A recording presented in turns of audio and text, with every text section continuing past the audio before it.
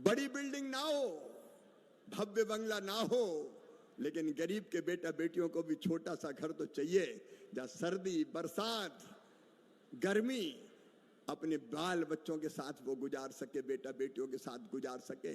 ये सपना मकान का अगर छीना था तो कांग्रेस की सरकार ने छीना था, लेकिन नरेंद्र मोदी जी ने कहा गरीबी हमारा भगवान है, और इसलिए हिंदुस्तान के 80 करोड़ गरीबों को फ्री में राशन देने का चमत्कार किया तो नरेंद्र मोदी जी ने किया, मोदी जी ने किया।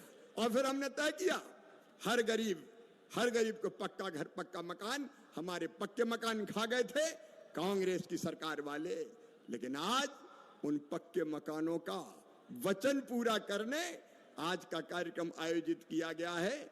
8,61,931 आवास पहले दिए थे 8 लाख से ज्यादा, 8 लाख कितने हजार विजय जी, 8,40,000 से 47,000 वो मकान पहले दे दिए थे।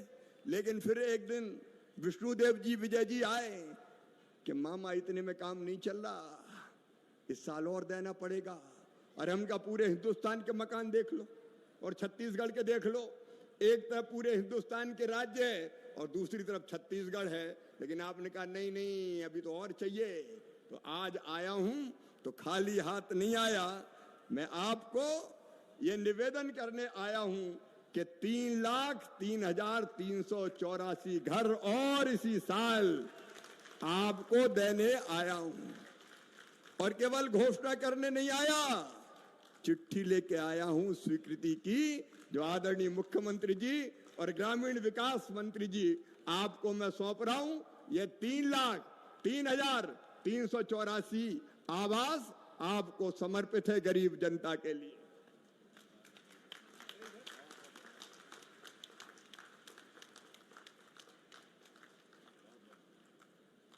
लेकिन इतने ही नहीं, अभी इतने ही और बचे, 3,03,000 से ज्यादा।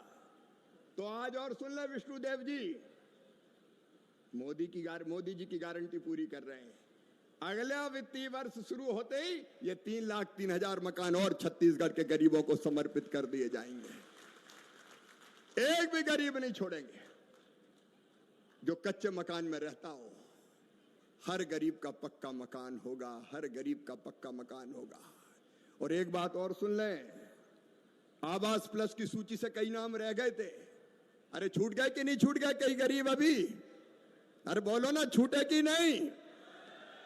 और छूट गए तो ये 18 लाख देने से भी काम नहीं चलने वाला। और मकान चाहिए कि नहीं चाहिए? अरे और जोर से बताओ, चाहिए कि नहीं चाहिए? तो आज सुन लें, मोदी जी के आशीर्वाद से जो मकान अभी छूट गए हैं, पात्र हितग्राही रह गए हैं, और कई बार तो पात्र हो जाते हैं। अब एक बाप के 3 बेटा हो गए, तीनों की शादी हो गई, 3 बहुएं आ गई, तो एक ही मकान में रह सकते हैं क्या? बताओ। तो सबके लिए मकान चाहिए कि नहीं चाहिए? इसलिए तो विष्णुदेव आए हैं, भाजपा की सरकार आई है। अब फिर से नए मकानों का सर्वे चालू कर रहे हैं, फिर से सर्वे। जो रह गए उनका सर्वे होना चाहिए ना, तो सर्वे शुरू करवा दो आप। आपकी टीम चीफ सेक्रेटरी से लेके हमारे ग्रामीण विकास के सब अधिकारी भी बैठे। नया सर्वे चालू 31 मार्च तक पूरा कर लें। और नए सर्वे में भी सुन लो भैया, पिछली बार थोड़ी गड़बड़ हो गई थी। मुझे बताया मुख्यमंत्री जी ने, विजय जी ने, कि साहब जिसके पास 2 व्हीलर होता है, मतलब मोटरसाइकिल, स्कूटर, उसका नाम ही कट जाता है मकान की सूची से। तो बोले आजकल तो अब 2 व्हीलर सबके पास है, मजदूर भी मजदूरी करने जाता है तो ठाट से मोटरसाइकिल पे बैठ के ही जाता है। सही बात है कि नहीं? अरे जोर से बोलो ना। तो जाता है तो अब उनके नाम ही कट जाते हैं। और इसलिए अब हमने फैसला किया है कि जिनके पास स्कूटर, मोटरसाइकिल होगी, 2 व्हीलर होगा, उनको भी मकान दिया जाएगा, उनको अपात्र घोषित नहीं किया जाएगा। नंबर 1। और नंबर 2, एक अभियान मोदी जी ने चलाया है, लखपति दीदी अभियान। और दीदियों, मैं मैं ही उसका मंत्री हूं। लाडली बहना के बाद महतारी बंधन आ गई, आपको बहुत बहुत बधाई। लेकिन अब लखपति दीदी भी बनाना है, और लखपति दीदी बनाना तो आमदनी बढ़ाना पड़ेगा कि नहीं? लेकिन आवास की सूची जो बनती है पात्रता की, उसमें तय कर दिया कि जिनकी आमदनी 10,000 से ज्यादा होगी उनको मकान नहीं मिलेगा। तो हम कहा हमारी लखपति दीदी तो रह जाएंगी। और जब तय कर दिया कि 10,000 रुपया महीना नहीं, 15,000 रुपया महीना भी आमदनी होगी तो भी उसको मकान दिया जाएगा। ठीक है कि नहीं, बताओ? और तीसरी चीज, और कई किसान आए कि कृषि मंत्री भी तुम ही हो, और हम छोटे छोटे किसान 2.5 एकड़ वाले, 5 एकड़ वाले, हमने क्या पाप किया है? अगर हमारे पास जमीन है तो हमें मकान क्यों नहीं मिलता? तो सुनो रे किसान भाइयों, जिनके पास 2.5 एकड़ तक सिंचित जमीन और 5 एकड़ तक असिंचित जमीन होगी, अब उनको भी मकान दिया जाएगा। बोलो देना चाहिए कि नहीं? तो अब सर्वे करा लो भैया। अब देखो सर्वे में कोई छूट नहीं जाए, नहीं हमसे बाद में मत करना भैया। बिल्कुल तैयार है। 11,000 सर्वेयर में इनका मकान इतना ही मांग रहा है, 11,600। सर्वेयर तैयार है तो सर्वेयर तो करेंगे ही, लेकिन कई बार सर्वेयर गड़बड़ कर जाते हैं। कोई छूट गया, किसी को छोड़ दिया, गांव में कहीं लड़ाई झगड़ा हुआ पंचायत का, तो पता चला उस मोहल्ले के लो ही मत। मैं छत्तीसगढ़ की बात नहीं कर रहा, लेकिन कई जगह मेरे पास शिकायत आई। तो इस बार एक फैसला और किया है हमने, अधिकारी गण भी इसको ध्यान से सुन लें। अब मकान का, आवास का जो सर्वे होगा, सर्वेयर तो करेंगे ही, अधिकारी तो करेंगे ही, लेकिन हमने एक ऐप बनाया है, चाहे तो जिनका मकान कच्चा है वो खुद भी सर्वे कर सकते हैं। सेल्फ सर्वे मतलब खुद ही सर्वे करो। अगर खुद सर्वे करेंगे तो कोई का नाम छूटेगा ही नहीं। और सर्वे कैसे होगा? वो सेल्फ सर्वे, स्व सर्वेक्षण। वो सर्वे ऐसा होगा, उसके लिए आपको जरूरत है आधार नंबर की।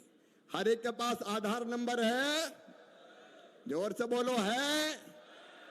तो आपके मोबाइल पे आपके पास आधार नंबर है तो आप लॉगिन कर सकेंगे और अपने चेहरे की पहचान के लिए, ऑथेंटिकेशन के लिए उसी मोबाइल से फोटो खींचिए अपने। तो दोस्तों अभी आपने सुना प्रदेश के मुख्यमंत्री श्री विष्णुदेव साय के भाषण को, जिसमें उन्होंने बताया कि प्रदेश में भारतीय जनता पार्टी की सरकार आते ही कितनी तेजी से जो है यहाँ पर विकास का जो कार्य है वो तेजी पकड़ी हुई है। साथ में उन्होंने बताया कि सरकार बनते ही 18 लाख से भी अधिक परिवारों को जो है आवास देने का काम भारतीय जनता पार्टी की सरकार ने किया है। इसके अलावा प्रदेश के भूमिहीन किसान मजदूरों को 10,000 रुपये यहाँ पर प्रतिवर्ष देने का जो कार्य है वह भी सरकार कर रही है। इसके अलावा उन्होंने बताया कि प्रदेश में 70 लाख से भी अधिक विवाहित महिलाओं को 1,000 रुपये प्रति माह महतारी वंदन योजना की तहत दिया जा रहा है। अब तक महिलाओं को 11,000 रुपये की राशि जो है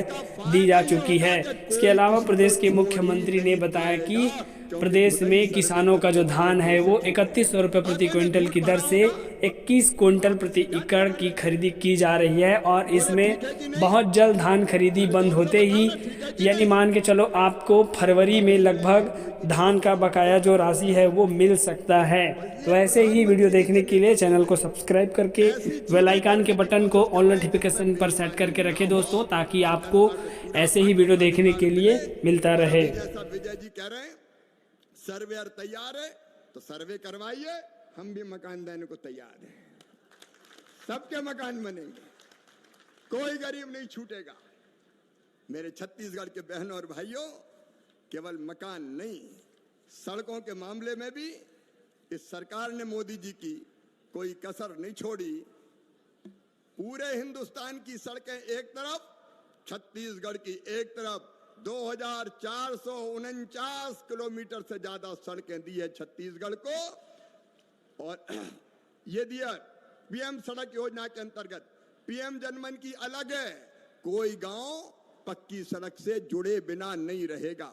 मनरेगा के अंतर्गत भी इसी साल 3254 करोड़ रुपया दिए हैं ताकि गरीबों को रोजगार मिलता रहे और छत्तीसगढ़ में निर्माण और विकास के बड़े बड़े काम होते रहे। एक और संकल्प प्रधानमंत्री जी के दिल में है।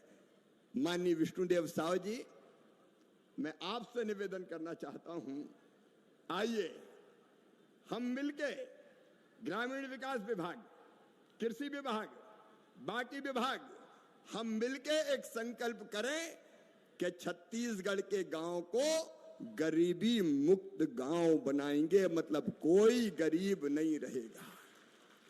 पॉवर्टी फ्री विलेज यह संभव नहीं है, ये किया जा सकता है और हम करके रहेंगे। क्यों गरीबी का भी हिसाब रहे। मेरी बहनें सेल्फ हेल्प ग्रुप के माध्यम से काम कर रही हैं, मैं आपको बधाई देता हूं। सेल्फ हेल्प ग्रुप अच्छा काम कर रहे हैं और ताकत से काम करने की। तो दोस्तों, अभी आपने सुना देश के ग्रामीण पंचायत मंत्री और कृषि मंत्री श्री शिवराज सिंह चौहान के भाषण को, जिसमें उन्होंने छत्तीसगढ़ प्रदेश में 3,03,384 आवास जो है पारित किया है। इसके लिए उन्होंने सर्वे करने की भी निर्देश दिए हैं और यह सर्वे 31 मार्च 2025 तक पूरी करनी है। अगर आप जो है ऑनलाइन सर्वे करना चाहते हैं तो उसके विषय में भी देश के मंत्री ने बताया कि कैसे आप जो है स्वयं इसके लिए सेल्फ सर्वे कर सकते हैं। इसके अलावा इतना ही नहीं बल्कि इसकी जो रफ्तार है वो नहीं रुकेगी और नए वित्तीय वर्ष यानी 1 अप्रैल 2025 के बाद प्रदेश में इतनी ही और नई आवास जो है पारित हो जाएगी।